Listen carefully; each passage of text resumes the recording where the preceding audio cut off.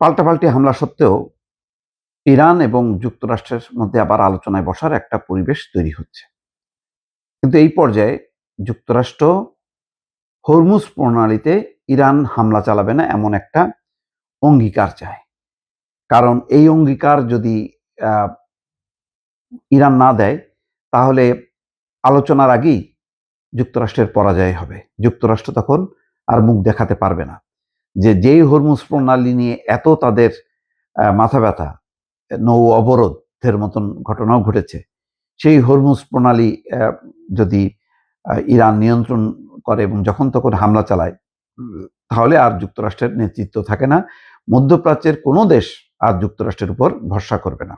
কারণ হরমুজ প্রণালী বন্ধ করা বা মানে চরমভাবে নিয়ন্ত্রণ করা মানে হচ্ছে শুধু ইরান তো না, মধ্যপ্রাচ্যের সকল দেশ আক্রান্ত হয়। তাদের স্বাভাবিক যে তেল পরিবহন, সেই পরিবহন ব্যবস্থাটা বন্ধ হয়ে যায়।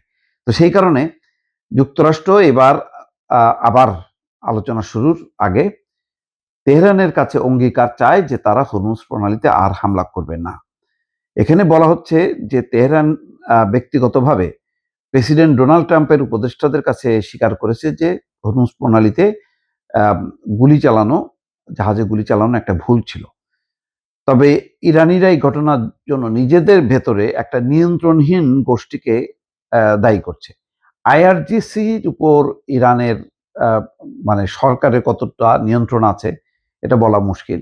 বলা হচ্ছে যে আসলে এই যুদ্ধ সহ পুরো বিষয়টি নিয়ন্ত্রণ করছে আইআরজিসি, যেখানে আলোচনার সাথে যুক্ত প্রেসিডেন্ট বা স্পিকার, পররাষ্ট্রমন্ত্রী আব্বাস আরাকচি, তাদের খুব একটা সংযোগ নেই বা তারা নিয়ন্ত্রণ করতে পারে না।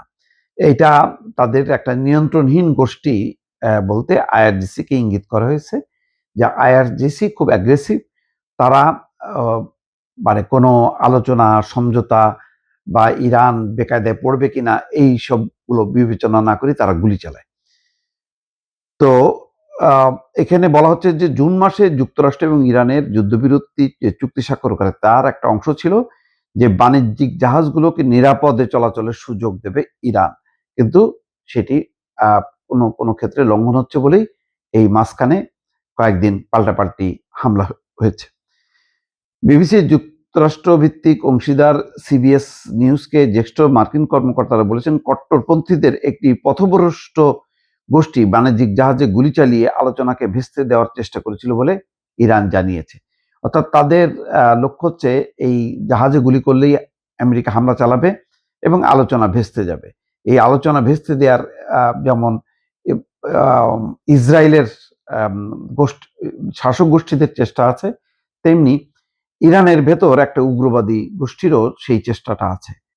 মার্কিন একজন টিভি কর্মকর্তা টিভি নেটওয়ার্ককে বলেছেন যে তারা আবার আলোচনায় ফিরে এসে বলেছে, আমরা একটি ভুল করেছি, চলুন আলোচনায় যাই।